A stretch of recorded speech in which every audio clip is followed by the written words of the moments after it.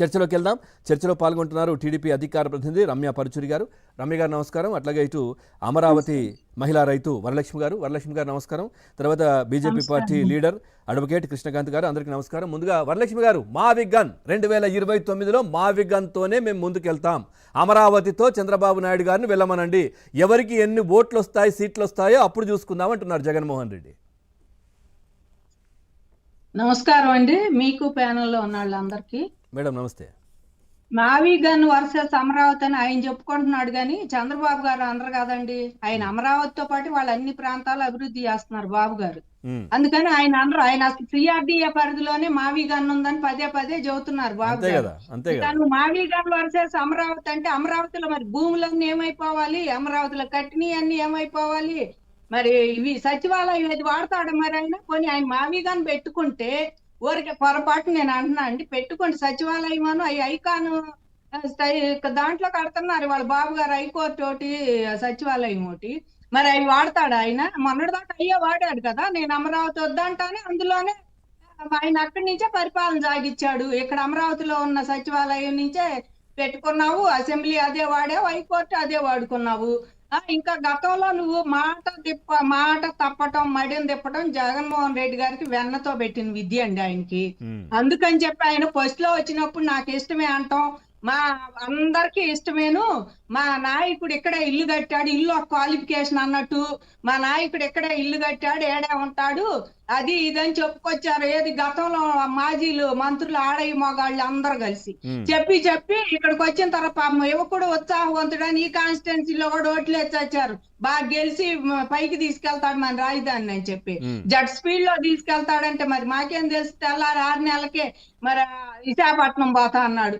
విశాఖపట్నం ఇల్లు కట్టావు 400 కోట్లు పెట్టి, ఇప్పుడు కూడా విశాఖపట్నం అని చెబితే అన్న కడితే ఏమో అనుకునేవాళ్ళు. ఇక నువ్వు అక్కడ ఓడిపోగానే ఇక్కడికి వచ్చి మళ్ళీ మావి గన్నం పెడతాను నేను, ఇదే నా స్టాండ్, ఇదే అమరావతి. నిజంగా మేడం ఇప్పుడు మీరు అనే మాట 2019లో ఈ అమరావతి రాజధాని అంశంతో వెళ్ళినప్పటికీ కూడా టీడీపీకి ఎక్కడ ఏం రాలేదు, అక్కడ అమరావతి ప్రాంతంలో రాలేదు, ఏమీ రాలేదు, ఓట్లు రాలేదు అక్కడ. అయినా కానీ అదే స్టాండ్తోని మళ్ళీ 24లో కూడా వెళ్ళారు వాళ్ళు, అట్లాగే డెవలప్ చేస్తూ వదిలేయలేదు, అట్లా వెళ్ళారు. అయినా కానీ అక్కడ మంచి బ్రహ్మరథం పట్టారు ప్రజలందరూ కూడా. మరి తెలిసింది కదండి, అసలు నకిలీ అనేది తెలిసిపోయింది ఇక్కడ జనానికి. ఏమీ లేదు, ఆయన చేసింది ఏమీ లేదండి. అమరావతే కాదు ఆంధ్రప్రదేశ్ మొత్తం పడుకోబెట్టాడు. ఆయన సంక్షేమ పథకాలని అయ్యి తాకట్లు పెట్టి తీసుకొచ్చి ఓట్లు కొనే ఓటు బ్యాంక్ కోసం చేశాడు కానీ ఆకాశం కూడా. లేకపోతే జగన్మోహన్ రెడ్డి గారికి కుర్చీ ఒక కవచం అండి. ఆయనకి ఎక్కడ బెయిల్ మీద తిరగకుండా, బెయిల్ కోసం కోర్టుల చుట్టూ తిరగకుండా, జైలు పోకుండా ఇవ్వటానికి ఆయనకు ముఖ్యమంత్రి సీటు ఒక కవచం లాంటిది. అందుకే ఆయన ప్రధాని ముఖ్యమంత్రి కావాలని కోరుకున్నాడు. ఒక్కసారి అని అందరు కలిసారు. ఇవాళ ఒక్కసారి అని పాదయాత్ర చేసి ఆ సపోర్ట్ చేసిన మీ అమ్మ లేదు, నీ చెల్లెలు లేదు, ఇక్కడికి వచ్చి అందరిని అడిగిన వాళ్ళే నువ్వు బయటికి గెంటేశావు.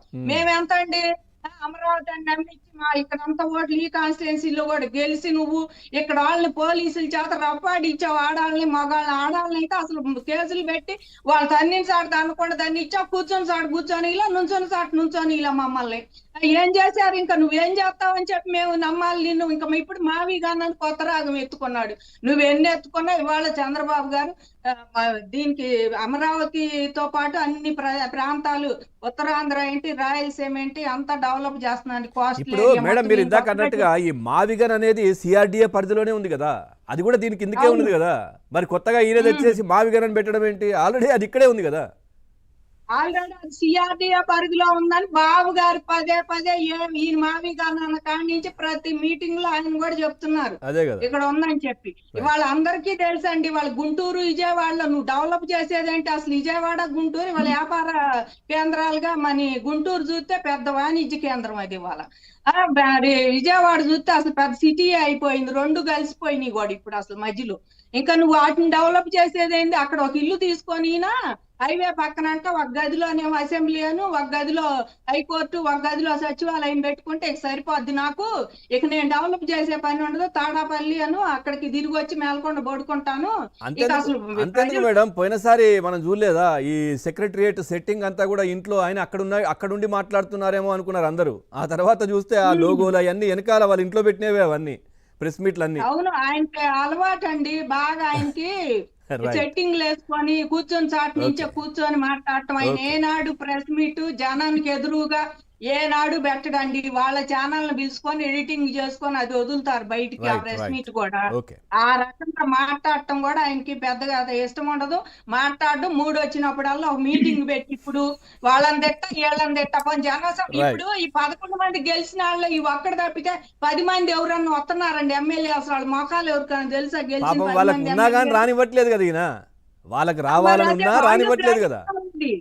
మీ నియోజకవర్గం ప్రజలు గ్రహించాలి అది. ఆ అది కదా. నియోజకవర్గం ప్రజలు వీళ్ళకి ఎందుకు ఓట్లు వేసామా అని నెత్తి కొట్టుకొని ఇప్పటికైనా వాళ్ళు రియలైజ్ అవ్వాలి. అక్కడ ప్రజలు కూడా వీళ్ళు ఓట్లు వేసినందుకు కనీసం వాళ్ళ సమస్యల మీద రైట్. కూడా వచ్చి రైట్. పోరాడాలి. కానీ నువ్వు ప్రెస్ మీట్ పెట్టి అక్కడ కూర్చొని నేను మావిగా అన్నంట, అక్కడ అవినీతి జరిగింది, ఎక్కడ అవినీతి జరిగింది, అదేదో అసెంబ్లీకి వచ్చి అడుగు వాళ్ళే చెబుతారు కదా ఎదురుగా. Right madam. నీకు